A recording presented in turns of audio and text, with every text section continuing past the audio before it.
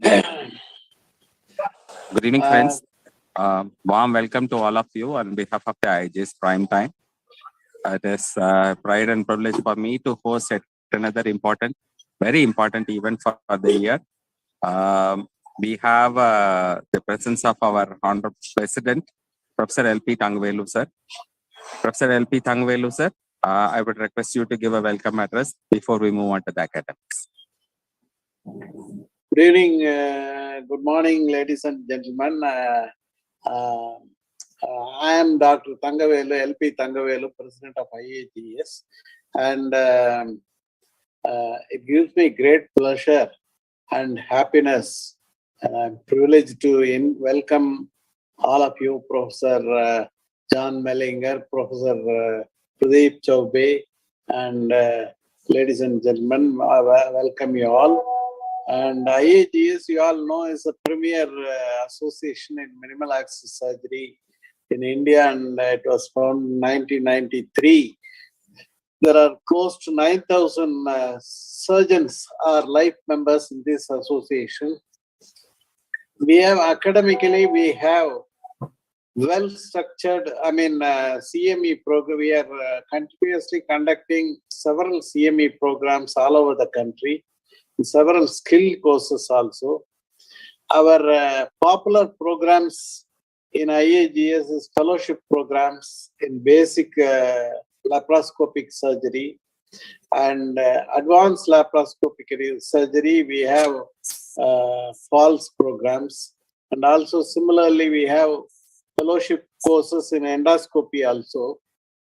All these fellowship programs are well structured.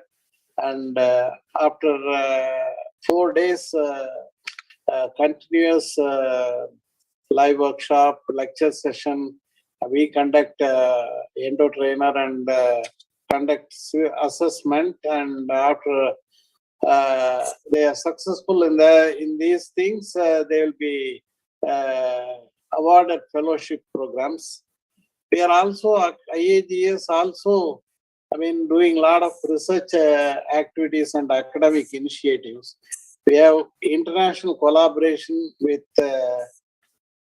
various associations like all over the world, various associations like EPAs, WCS, and European Association of Endoscopic Surgeons, and ELSA, and Association of Laparoscopic Surgeons of Great Britain, and also we have got close associations with SAARC countries like Pakistan, Bangladesh, Sri Lanka, and IAGS.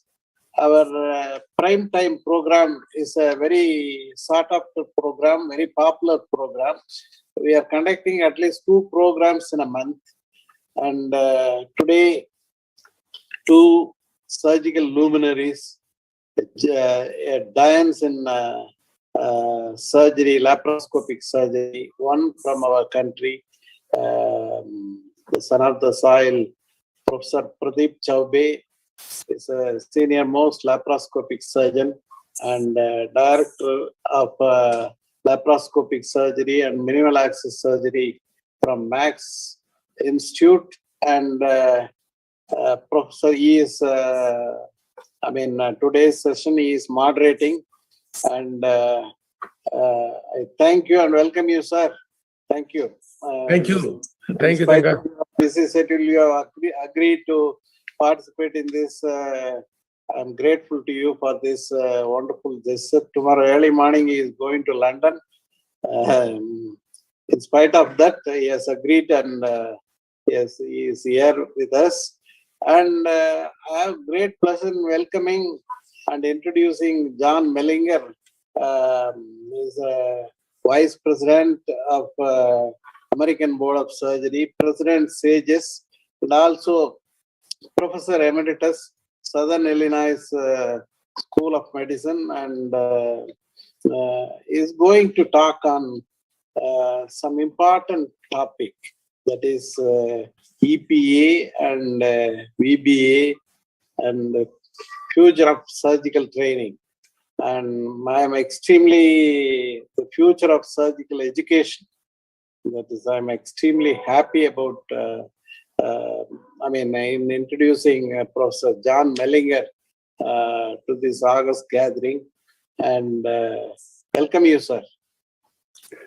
It is wonderful to be with you. Thank you so much for the privilege. I take this opportunity to welcome you to our National Congress, February 9, 10, 11. This is an official as well as personal invitation to you, 2023. That is next year, February 2023, 9, 10, 11 at Coimbatore, southern part of India. Thank you very much, sir. Yes, Thank you, sir. Thank you, Professor President. As a customary affair, I need to introduce the moderator. I'm very privileged to introduce the moderator, the Professor Pradeep Chobe. He is the most eminent laparoscopic surgeon. He is the pioneer of laparoscopic surgery, both basic and advanced. He has more than 4.5 decades of surgical experience. And most to add further to his cap, he has trained almost 20,000 surgeons from this part and the nearby part of the world on minimal invasive surgery. And his institute at the Max Healthcare was the first to receive the Center of Excellence accreditations in India for the metabolic and bariatric surgery, hernia surgery by the Surgical Review Corporation as early as 2011. With over 85,000 surgeries to his credit, he recently featured in the very rapidly performing robotic surgery department. And he also has his name recorded in the Guinness Book of Records in the year 1997. And Professor Chobe was awarded the Padma Shri Award, one of the topmost coveted civilian award from the Government of India for his contribution to the medical science. And he serves as the honorary surgeon to the President of the India. He has authored more than 300 original scientific papers in the international and national index journals. Professor Chobe formulated the minimally invasive surgery guidelines and recommendations from the year 2002. After that, he has done multiple revisions, and he is also part of the International Hernia Society, Endohernia Society guidelines, and he is also part of the Metabolic and Obesity Surgery guidelines. Ladies and gentlemen, he did his medical school and master's from the Jabalpur Medical College. And to mention a brief list of his additional specializations, he has done his MNAMS.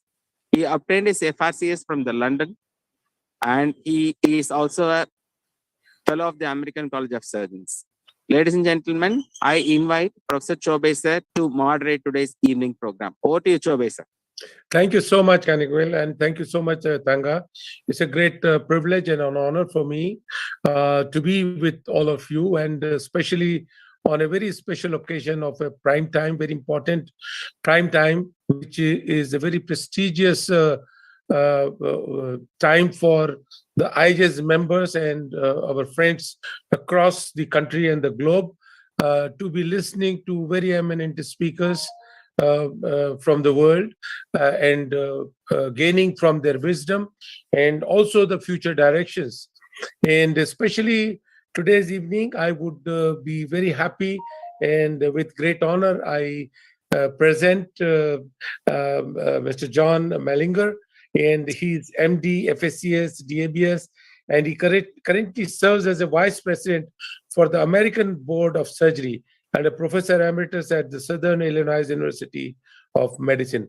Dr. Mellinger received his MD from the Western Reserve University, and he completed a surgical internship at the University of Washington in Seattle, residency training in general surgery at Blodgett St. Mary's Hospital in Grand Rapids, and a fellowship in the surgical endoscopy at Mount Sinai Center, Cleveland, Ohio. He has also completed a surgical education research fellowship through the Association of Surgical Association, and he serves on active duty in the United States Air Force.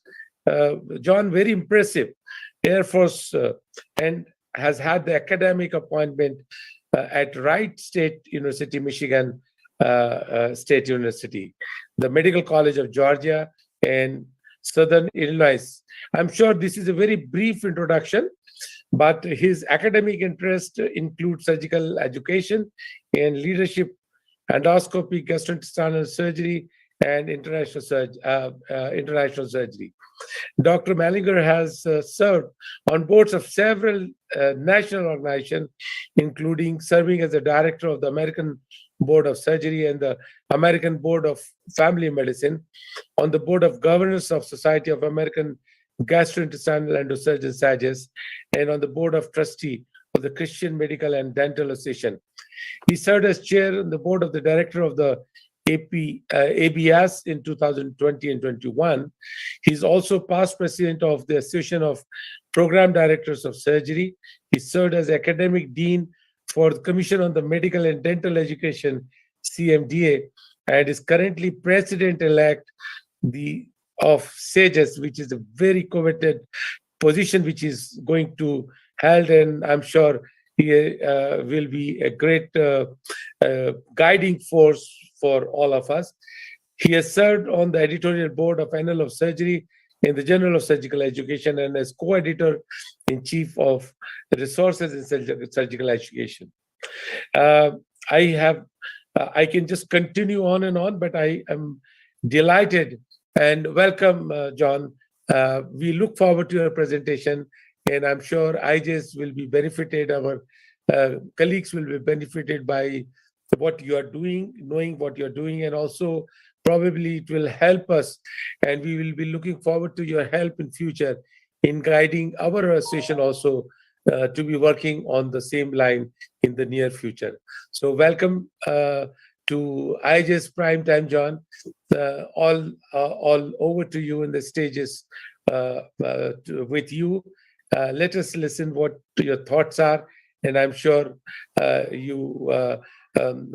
will have few questions which either we can ask you now or maybe later, where we can expect your reply because if the time does not permit.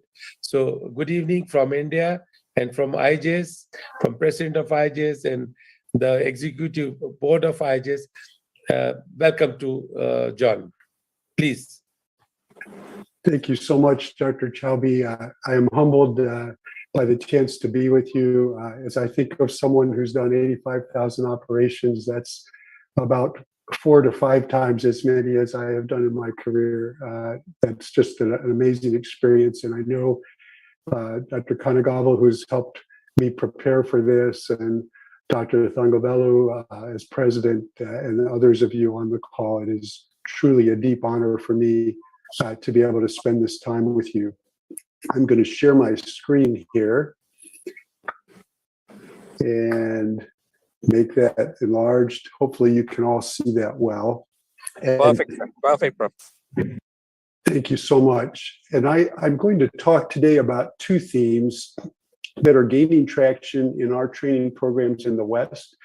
And I would love to learn from you how you see these things potentially in the future for surgical education. And they have to do with how we assess the progress of our trainees. And I'm specifically going to talk about entrustable professional activities as a workplace-based training assessment model and video-based assessment of technical skill, and what we've been learning about that and how we're thinking about that for the future of surgical education. I'm going to cover quite a bit of material in this talk, so I'm going to ask you to put your track shoes on, as it were. I will be happy to make available my slides afterwards if you would like to have those for review in case there's something I go through too quickly. For continuing education purposes, I have no relationships I need to disclose. When we think about assessment in general, even our business colleagues will tell us that what gets measured is what gets done in the business world. And when it comes to education, we've long ago learned as an adult learning principle that assessment is what drives learning for those we're training. It does a number of things for them, including directing their attention to the things we've identified as important. If they know a test is coming, that's what they tend to study for, and it orients the direction of their learning as they prepare. And it also helps them identify the gaps in what they do and don't know. Finally, the way we assess really helps create context for learning. It lets them know what the application settings are if it's done well. And failing to have good assessment models for our learners is a little bit like putting them in a bowling alley and telling them to learn to bowl without pins. Assessment is really the thing that lets us know how our learners are doing and whether we are meeting the mark as educators. So it's a fundamental principle for us. The two forms of assessment I'm going to talk about today by way of updates, again, are EPAs and VBAs. I'm going to start with Entrustable Professional Activities, or EPAs, and where they fit into a competency-based training paradigm. Back in the 1980s in the West, and there may be parallels in India as well, educators began to struggle more and more with the explosion of knowledge and the fact that the way we seem to be addressing that in professional education was simply by cramming more and more material into our training models. And what happened as a result of that was we were very heavy on the cognitive part of the development of our trainees, but really weren't focusing perhaps enough on the application of knowledge. That is, not just the acquisition, but the ability to apply knowledge creatively in the real world practice environment. Donald Schoen wrote about this and identified that there was a real gap between the prevailing conceptions of what professional knowledge should be and the actual competencies that were required for the use of that knowledge in the field. And he noticed that across many of the professional disciplines, it was really the workplace-based practicum, as he put it, that needed to become the vehicle where that kind of learning occurred. That is, if you were an architecture student, you needed to be in the design studio with your mentor so that you weren't just acquiring book knowledge, but learning how to use that knowledge in the actual design of an architectural structure. Or for us as physicians, it was the time we spent with our trainees in the conduct of patient care, where we could relay not just knowledge per se, but really the artistry and implementation science and creative skills that might allow our learners to really be able to care for people as we hope they would at the end of training. Now, this fits into a longer story about competency-based educational models that certainly in the West we've been moving to, and I suspect has been true in your setting as well.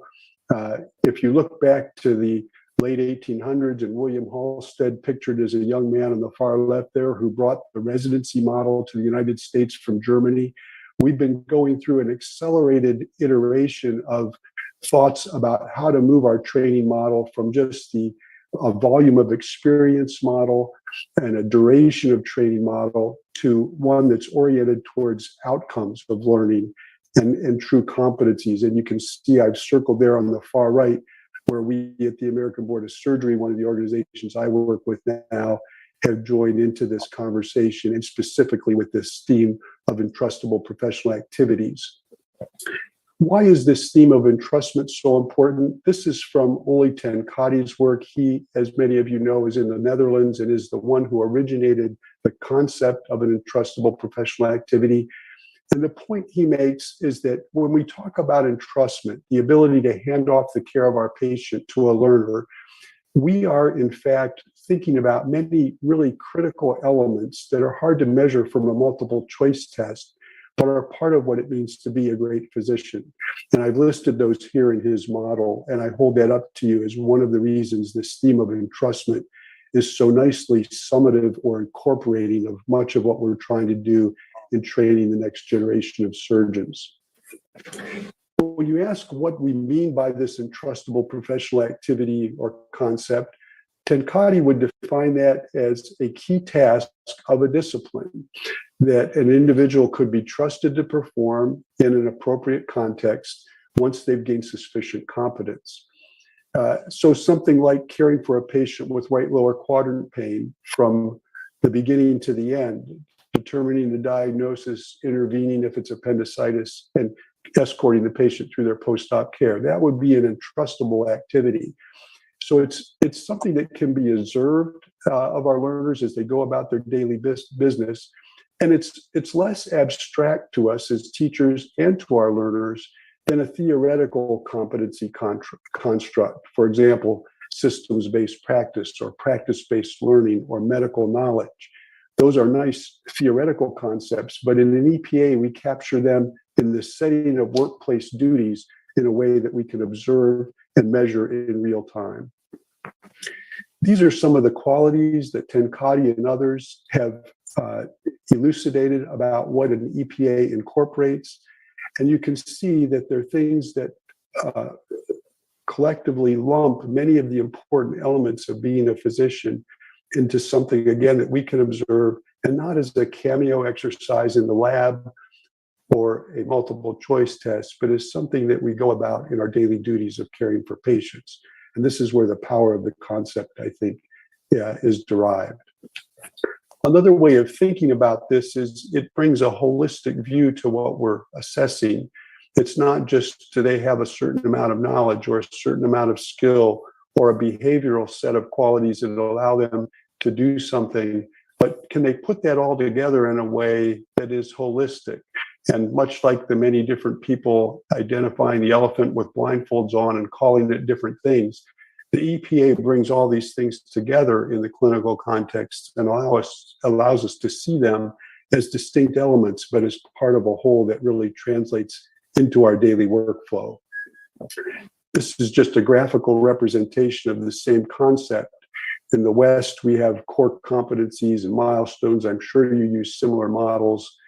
And this shows how an EPA, for example, in this case, managing a patient with gallbladder disease, really is incorporative of all these different measures or steps or abstract constructs in a way that we can translate into the clinical work of a medical trainee and a practitioner. These concepts have been piloted initially at the University of Toronto in our part of the world, in Canada and America, in their orthopedic residency. And they restructured their whole residency oriented towards specific competency-based and procedural skill sets. They came up with 21 of these for orthopedics. And the main thing I want to emphasize about the Entrustable professional activity part of this is that when they use that model, the feedback to their trainees increased 5-fold compared to their traditional model. So this becomes a way in real time as part of daily activities in a time-efficient way to give our trainees feedback about whether they're moving to the place in their overall competence where we could entrust them with the patient's care. Another thing that is important to remember about this is Entrustable professional activities, whilst the model, the portion of the competency-based model I'm talking about today, and the one we at the American Board of Surgery have chosen to employ, is only one piece of a competency-based training model. And in their orthopedic pilot and other efforts now in Canada through their competency by design project, which governs all specialties in Canada now, they incorporated several other key features, and this included curricular and rotational reform so that learners were spending their time oriented towards a competency outcome instead of just spending time on a service or covering a given attending's cases. It involved the use of simulation to leverage skills in the preclinical setting and other elements. So I want to be clear that these EPA constructs are a piece of competency-based education, but they aren't the only piece of getting to a truly competency-based training model. The American Board of Surgery, as I said, has chosen to use this as a strategy to get us into this area of competency-oriented training. And we piloted from 2018 to 2020 5 such EPAs, which were written and felt to be broadly representative of the skills of a general surgeon as a part of a full suite of EPAs, which I'll comment on again in a bit. We piloted these at 28 training programs around the United States. These were the 5 that were piloted in that study. You can see that they're all fairly common things that any general surgeon or person on call for surgery would be likely to have to deal with. Again, these don't represent all of general surgery, and I'll come to the fuller suite of these that we are now planning to implement next year. But this is the 5 that were tried in our pilot. And we gathered a fair amount of data out of this. Roughly 10% of the residents in the United States at the time were at least theoretically part of this pilot. And you can see that a good number of observations were obtained, most of these from the surgical faculty, but we found, for example, on some of them, it was useful to bring other faculty into the assessment pool. So, for example, one of those 5 was doing an effective surgical consultation. We found that our emergency room physicians were actually the ones who witnessed the residents doing this and recruited them in some of the sites to be the ones doing those assessments. The key things we learned for this was that you can't just keep adding things on for faculty to do and expect them to have the time to do it. So we are eliminating other types of evaluation that are less effective and less proximate in time to the observation that they're based on, such as an end of rotation evaluation, as we have implemented these. We also learned that it was very helpful for the faculty to be able to do this on a mobile app platform on their phone. I'll show an example of that shortly. And we learned that there's a lot of development time that needs to go into faculty and residents to teach them how to use this model so that it can be effective. This is an example of one of the apps that was developed at the University of Wisconsin. You could see from drop-down menus on the phone, the faculty could pick which EPA they were going to assess. And then in choosing the level of entrustment, they were given anchored language, which enabled them to make more accurate assessment of what level of entrustment they saw that resident to be at and would expect them capable of in their next clinical encounter. Based on the pilot, our board has decided to go ahead with a full suite of these encompassing those elements of general surgery that we think all trainees should be able to be conversant and effective and competent in by the completion of their training. And we've identified 14 additional ones, which are listed in white on this slide. The ones in yellow are the 5 I've already commented on from our original pilot. And again, this constitutes, we think, the bulk of the material that all of our general surgery residents nationwide, regardless of what type of training program they're in, should have enough exposure to be meaningfully assessed with regard to their competence over the course of their training. We've generated some academic product out of this. These are a few of the articles that have already been published, and we're continuing to critically look at this from an academic perspective as we go into the implementation. One of the really interesting academic products that came out of this is this study from the University of Wisconsin group, whose app I showed a few slides ago. And this was an unintended consequence, but is potentially very powerful in that they found that when residents assessed themselves on the EPAs, there was a clear gender gap. Specifically, male residents tended to rate themselves much better than their female colleagues. And this is an important issue in the United States, as more and more of our trainees are now women in comparison to 10, 20, 30 years ago. And making sure that these assessments are accurate and not biased along gender or other guidelines is obviously critical for their meaning and value. What they found was that the faculty assessments, because they were anchored in these activities, were less liable to the gender bias that the male residents themselves were subject to. And so there may be benefits of this strategy that get well beyond just assessing competence, but really get us into overcoming some of the biases and implicit biases that we all can have and be blind to in our rating of our trainees. So if I were to summarize briefly before I move on to video-based assessment, this theme of entrustable professional activities, I think what we found in our work and thought to date is that this can become a wonderful clinical assessment piece that is part of a competency-based training paradigm in moving us from time-based and case volume-based training to an era where we're really able to attest to the public that our trainees have achieved the competencies they need to provide safe and effective care when they enter into practice.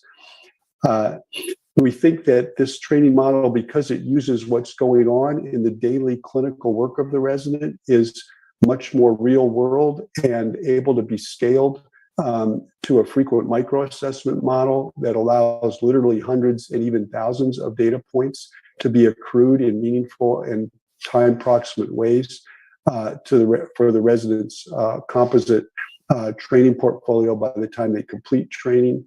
And it gives the resident and the faculty anchored language and forward viewing language about what they should do next to move to a higher level of entrustment and competence.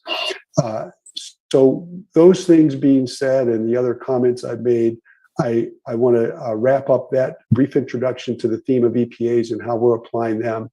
And I'd like to move on to the second assessment piece that we've been giving some thought to, and that's the theme of video-based assessment of technical skill. It's interesting that when surgeons are polled, and this is from our SAGES meeting a couple of years ago now, we all recognize that we're much more concerned with the skill of the surgeon than with the approach they use. We obviously, in a group like IAGES or SAGES, which I represent, that minimally invasive platforms are things we believe in very strongly as delivering value for our patients by avoiding some of the liabilities of more invasive surgical technique. That being said, if a surgeon's asked what they view most important, they're more concerned with the person operating the equipment than the equipment itself. So who we are and what our skill is fundamental, as we see it, to our patients and the conduct of an operation. And yet, in the United States at least, we still rely heavily on surrogates for that skill, case volume, attestations by a program director or a chair, in terms of saying to the public, we're turning out a good product. And your ability to pass a multiple choice test or even sit through an oral exam or turn in a case log or have an attestation from someone who's observed some of your work doesn't necessarily objectively predict your technical skill, even though we think it's important. And this gap is something that we need to address.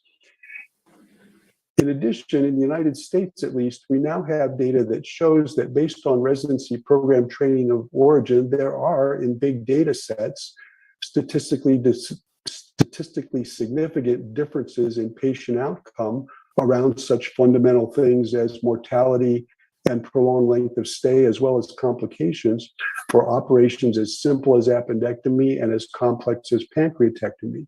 In other words, our training imprint does follow us into our career paths in terms of things that actually impact patient outcomes. So how might we address this issue of skill variability and the lack of objective assessment of skill rather than surrogate assessment as part of our training paradigm? We began to see some hints about answers to this with this landmark paper that I'm sure many of you have seen from John Bertmeyer and colleagues in the Mission Bariatric Surgery Collaborative that was published in the New England Journal of Medicine in 2013. They showed a procedural video de-identified from a surgeon to a group of peers and asked them to assess that surgeon's skill using a scoring rubric. And what they showed was when they looked at that surgeon's patient outcomes, in fact, their surgical skill level, as predicted by their colleagues from reviewing a video of their performance, actually correlated very well with their patient outcomes as it related to complication rates. So this suggested that a review of a single video could actually predict a surgeon's patient outcome profile. Subsequent studies have further substantiated this. This is a study from a laparoscopic colectomy video-based assessment paper. Again, surgeons submitted videos. These were de-identified and shown to a pool of colleagues who scored them using a standardized rubric. And again, it showed that particularly the complication rates that would be expected to correlate with technical skill, in fact, in a statistically significant way, did so correlate, whereas other complications that were less likely to be dictated by technical skill alone did not have the same degree of correlation. So showing that patient outcomes are predicted by a video assessment of a surgeon's skill. What was even more powerful about this latter study is they actually looked at NSQIP data, which is the American College of Surgeons Quality Improvement Project, nationwide project. And what it turned out that by scoring a single video of a surgeon performing a colectomy, you could actually predict their patient outcomes for all the operations they did as reflected in the NSQIP database. So very powerful inference about what a video assessment can mean, even of a single case, and what it means for all of that surgeon's outcomes in patient care. There's also early data that this correlates with long-term outcomes for patients with, for example, cancer. This is a follow-up to that study by the same author group, and they eliminated early deaths and then looked at the long-term outcomes for surgeons whose skill level was stratified based on the video-based assessment I've already mentioned. And they found that the surgeons at high skill levels had superior 5-year outcomes. And this seemed to correlate with the likelihood of a better oncologic operation. And that was reflected in things like lymph node counts in the specimen. So early data that long-term outcomes may actually be able to be predicted by, again, a single video assessment of a surgeon's skill level. This is a study from the UK, Australia, and New Zealand that looked from 2 databases, the a la carte and 2D, 3D trials, which were rectal cancer trials, and again, showed that a video assessment of a surgeon's skill was predictive of long-term oncologic outcomes, as well as short-term elements of a properly done oncologic operation, in this case, total mesorectal excision for rectal cancer. So data coming from multiple international sources, the video-based assessment is actually predictive of a patient's outcome, including as it relates potentially to their oncologic outcome if they have cancer. So this all suggests that we're moving from an era where because we're able to capture video more readily with our laparoscopic and robotic systems, we can go from data assessment alone of a surgeon's impact on patient outcomes to video-based assessment, predicting those outcomes, and then maybe using coaching models like athletes do to drive continuous performance improvement for surgeons, similar to what we see if we watch Wimbledon or another international sports match, where we see coaching used very effectively, even with elite athletes, to continue to improve their performance. SAGES is using this coaching and video-based assessment strategy as part of a master's learning program it is putting together over the last few years, and which has recently gone live for our foregut pathway specifically. And what this involves is identifying anchoring procedures that identify people at different levels of experience, from competency to proficiency to even expertise. So these are the anchoring procedures that were chosen for our foregut pathway in the master's program. A competent surgeon was felt they should be able to do a Nissen fundal plication. A proficient or slightly more advanced one should be able to do a complex paraesophageal hernia repair. And an expert, perhaps a procedure such as a peroral endoscopic myotomy for achalasia.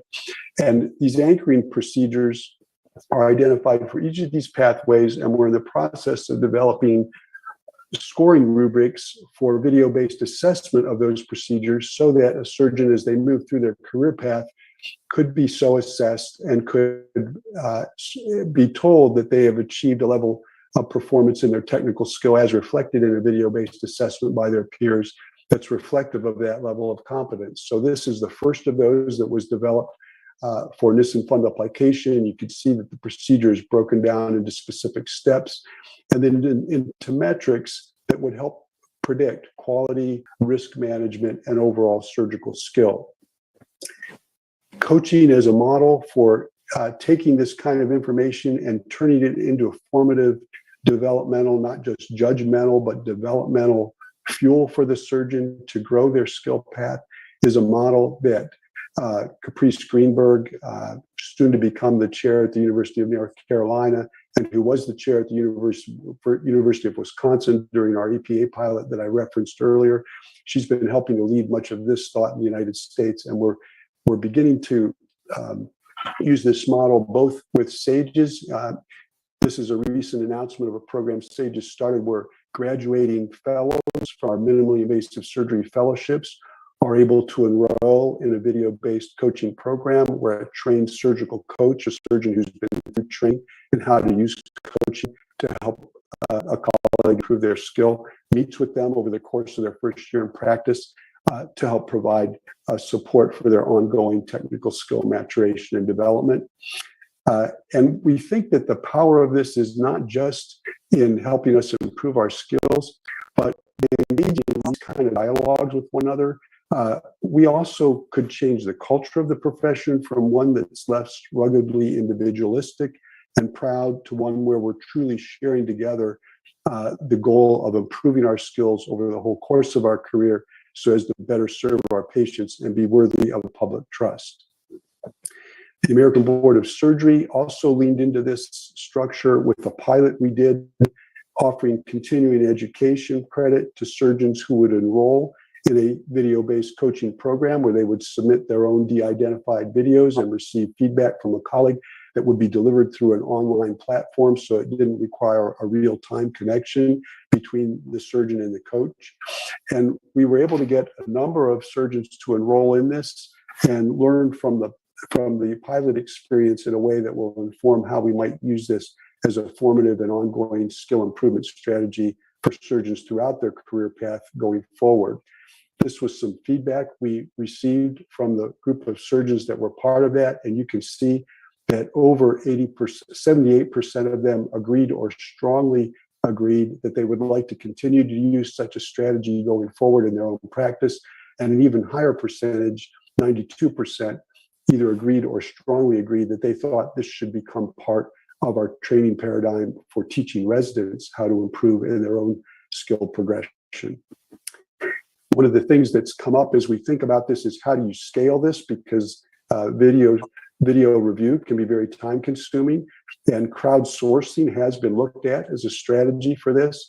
And it turns out it actually can work pretty well. Non-surgeons can be trained to evaluate a surgeon's skill, at least at the mid-ranges of skill. It's less effective, as this graph shows, when the crowdsourced individuals are asked to look at true expertise or truly novice performers. They tend to overestimate the skill of a novice and underestimate the high level of skill of a truly masterful surgeon. But in the middle range, this might be a scaling strategy we could consider.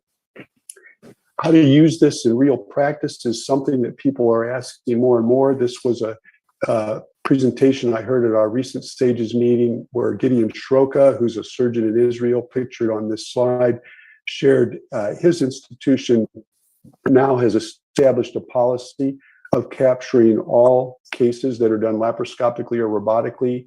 The video is captured and kept on file. And they've actually started to use this when a patient is not doing well. The day after surgery, he presented a couple examples of this.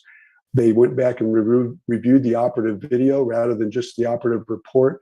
We're able to see things that were not recognized at the time that predicted a complication, and we're able to intervene surgically more rapidly accordingly in a way that served the patient well. So an example of how this could be used in real practice. This is another example that was published by a group from the University of Toronto, where an HPB surgeon there, hepatobiliary surgeon, who took care of a number of bile duct injuries that were referred into him from outlying general surgeons, actually went back and got the operative videos of those original surgeries where the injury occurred and used them as a formative teaching platform in a non-judgmental way, offering coaching to the surgeons who committed the bile duct injuries as a strategy to help prevent them from engaging in such an injury again in the future. And those surgeons found this incredibly helpful, and they were open to it, suggesting we could really use this kind of material in ways that would help elevate our game and give better care to patients. So if I summarize my comments on video-based assessment as we wrap up, I think there's increasing attestation that video-based assessments, certainly by peers and even by crowdsourced individuals in some ranges of skill, and perhaps ultimately in the future through the use of artificial intelligence, could be a very powerful way of actually predicting patient outcomes and objectively assessing our skill as surgeons. There's early data to suggest this may even scale to longer term outcomes like oncologic outcomes. And we think coaching has a powerful role in making this something that really could help us all improve and be engaged in practice-based learning around our technical skills over the course of our careers. We all recognize that technical skill alone isn't the only thing that determines a patient's outcome. There's a lot around the communication events and other things happening in the OR, but this is an important piece for us to consider. I want to just stop by saying a deep thanks to all of you from AGES and those you represent for the privilege of being part of your meeting. And we would love to see you in Montreal next spring if you're able to join us there for our next SAGES meeting. Thank you so much for the privilege of being with you, and I'll stop sharing and turn this back over to Dr. Chaubey as our moderator. Thank you very much, John. I think it's really very enlightening sort of thing, and it's a very difficult and Herculean task which the SAGES have undertaken. Great appreciation for that, and I'm sure sooner or later we will also need to adopt this for our organization as well. Now, I think very interesting thing which you said, that you're the female and the ladies and the girls which are joining more, which is not true with our country. So maybe near future, I feel that India will also have the same situation, because mostly our the girls, they are preferring to bariatric surgery, gynecology, plastic surgery, and things like that. So it's very interesting, and I'm sure we should be prepared for that. I think this will come. Dr. Thangavelu, you have some questions?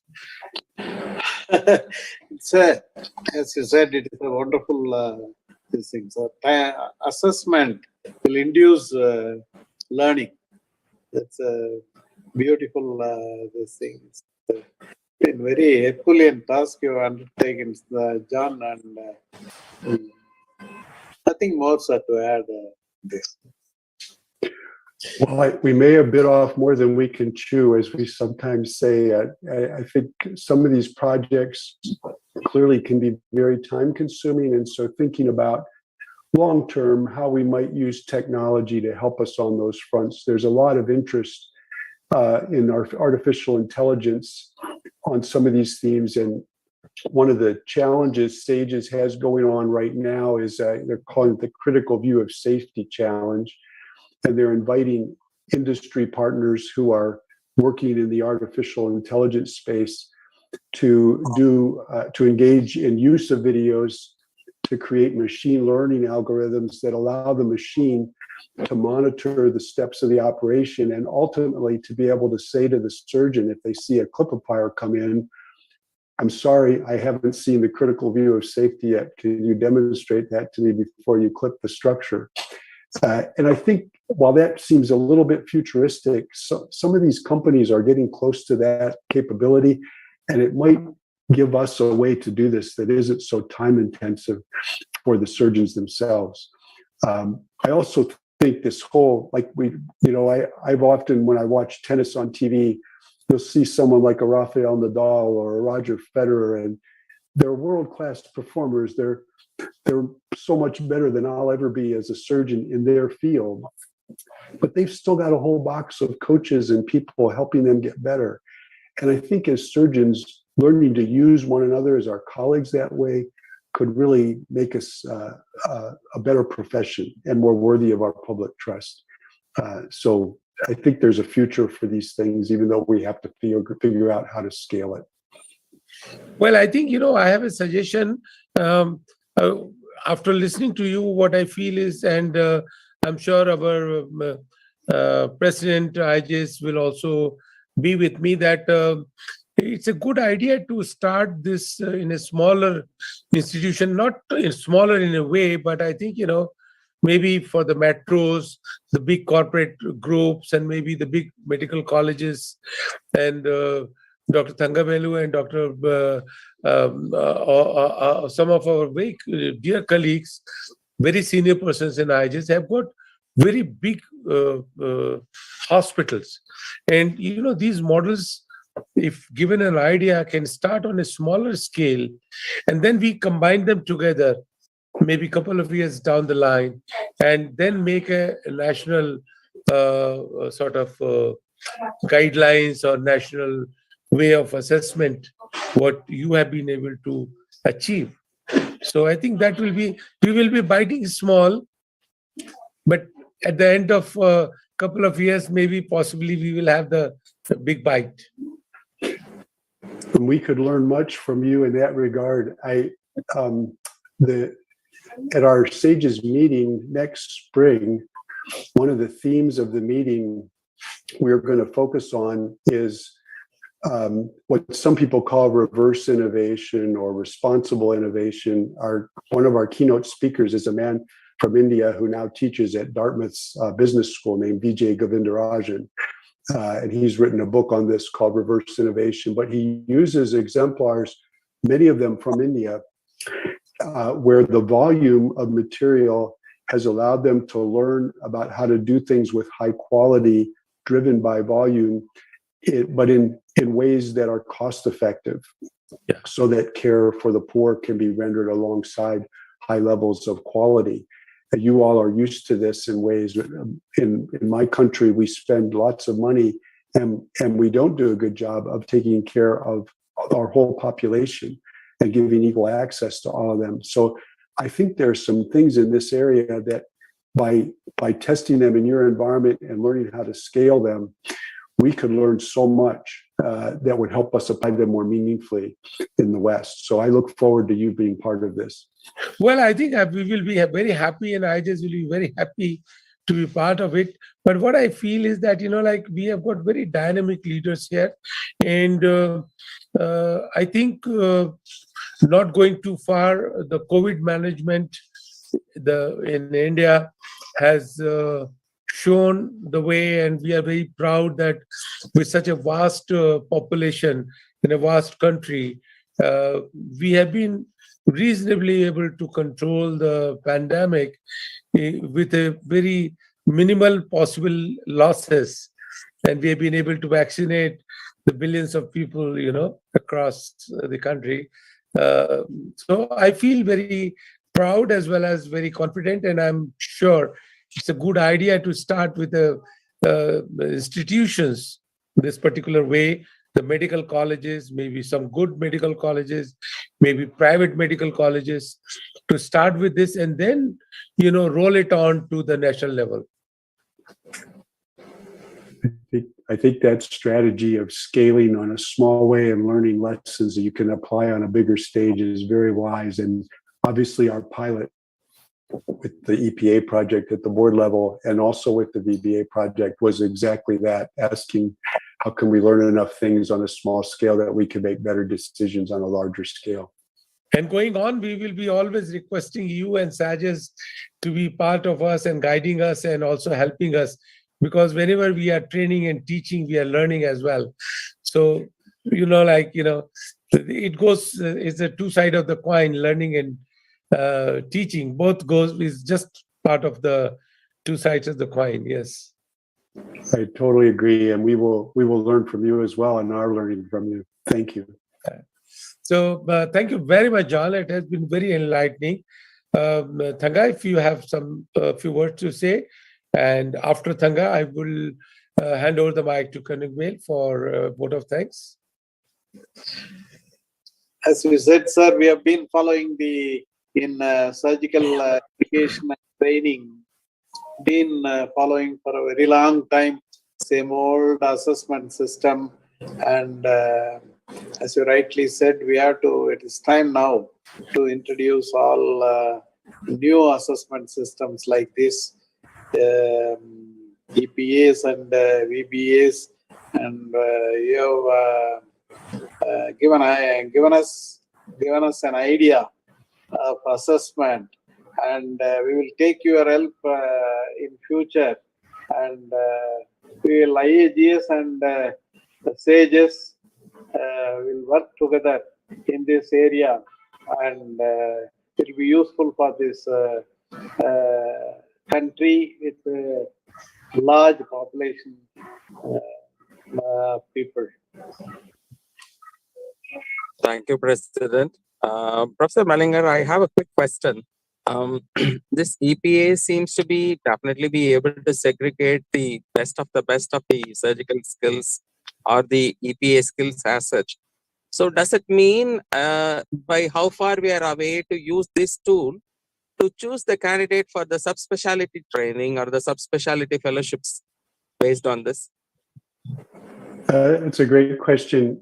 The way we're envisioning it now, and part of this is the implementation science challenges of getting an initiative like this to get traction and get used. We are going to start using it, the whole suite of 19 of them for general surgery in July of 2023.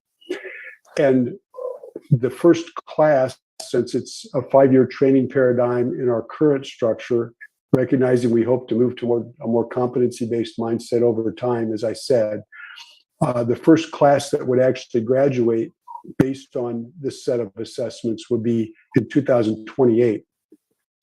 So in the next 5 years, I think we're going to be looking more at, does this really do all that we hope it will, especially in promoting regular feedback between the resident and the learner around the development of their competence in all the given areas that the EPAs help us capture. You could imagine the day might come when a resident who seems to have abilities in one area and less in another, that might be a way of predicting that they have a specialty interest. But we aren't envisioning using it that way at the outset. It's more to help us chart whether we're getting all of them to a basic level of competence in the clinical arena and not just in their volume of experience and duration of training by the time they come to sit their board exams. And John, another question which I have is, suppose somebody doesn't come up to the standard, what we are going to do with them? Yeah, so this is a great question. And so in the Toronto experience that I showed on the one slide, the orthopedic residency, when they went to this paradigm, because it focused all the residents' experience on learning towards the competency endpoints, actually 2/3 of their residents met all the metrics earlier than they would have. So we think being able to get there quicker rather than slower is going to be the more common theme. In the US system, what we're talking about for those learners would be what we call promotion in place. So rather than leaving their residency at 4 years and 2 months and leaving their program without the number of residents it expected to have for 10 months and creating all kinds of chaos because of that, those residents might be allowed to start working towards fellowship goals or subspecialization goals while they're completing their training in their program. The ones who didn't get there, the question you asked, we've talked about whether this could become part of a transition to practice strategy. So in my role in prior years as a program director, I definitely had residents who, when they completed their 5 years, hadn't achieved all the skills I would have liked them to have or that some of their colleagues had.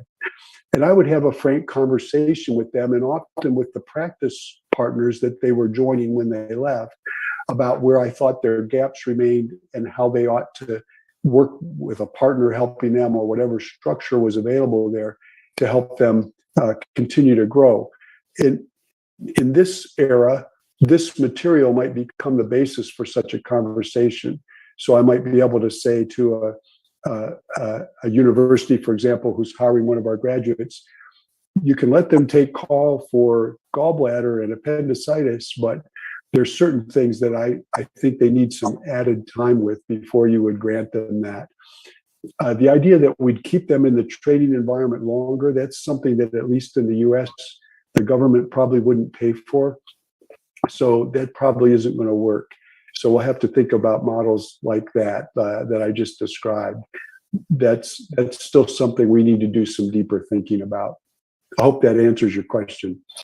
No, it answers my question, but what I would also feel that, don't you think that after a couple of years of spending their time, their money, the family, the everything, this will be documented on their CV, that they needed more training? Yes, forever in life. Yes. Yeah, it's a great question. And that brings up medical legal questions as well. At the board level, we've been asked, what will you do with this? If you want people to turn this in, are you going to not let them sit their boards if they haven't met all the levels? And then the problem with assessment models is that if we say that up front, people will probably inflate their grades to make sure they get there, rather than giving real assessments. So we're trying to view it more formatively, and what can we learn from this at this point?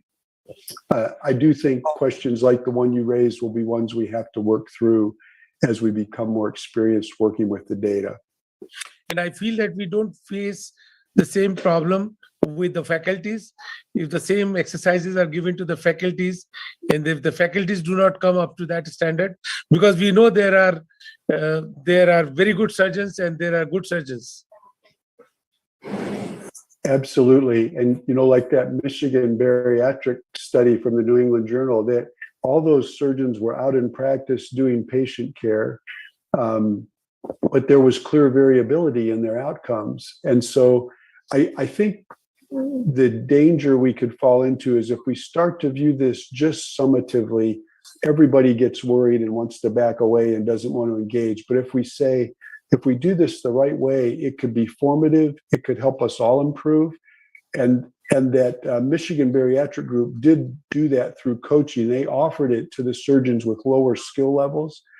And they found that they could improve with coaching, and that they viewed that as a positive experience. Again, like the bile duct injury example I showed. So I think getting the profession to this point where we're accountable, but not in a way like we're going to shut down our practices, but we're going to learn to be better from our colleagues if they have more expertise than we do in a given area, and vice versa.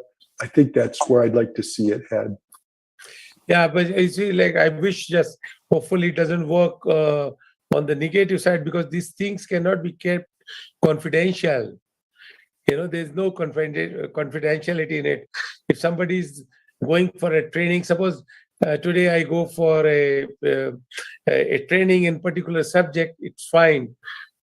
Suppose, like last year I started going into the robotic surgery, and fortunately we have created a world record of fastest 100 robotic surgeries in the world. But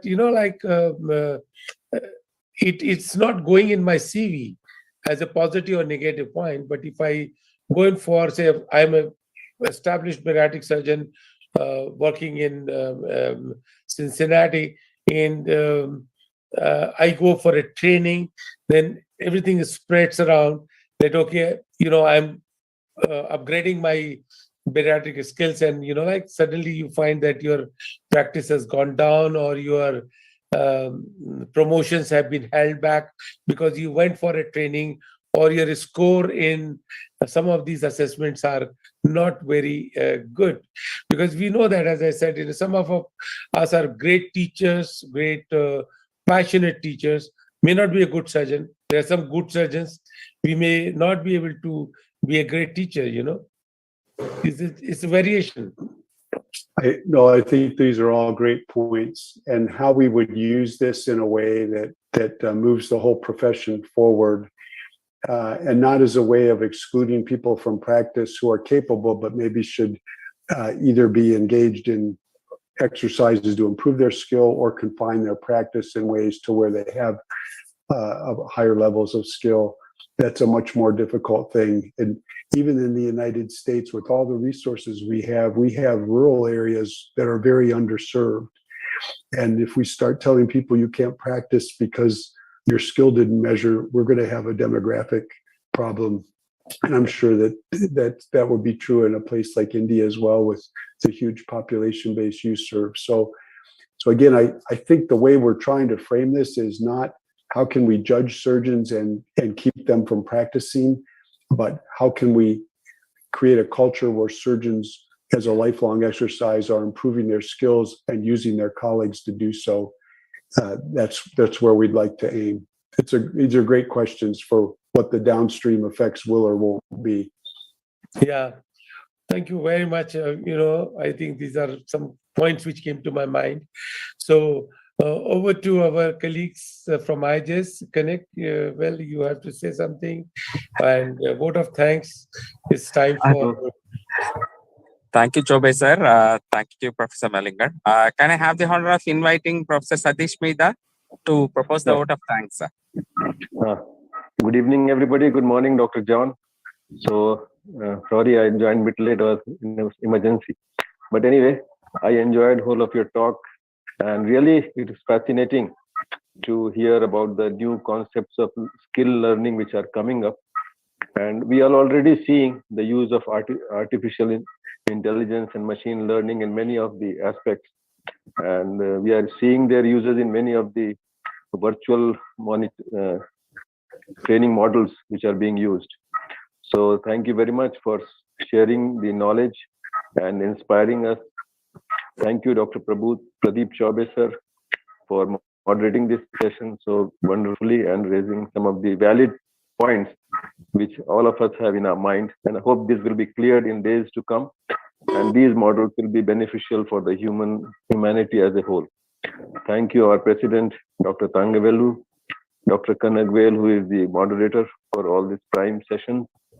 And thank you, Doc Plus team, for providing the platform to all of us. Have a wonderful day. Good evening. Good night, sir.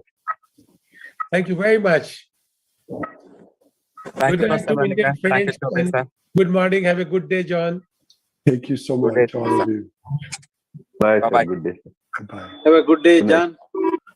Thank you.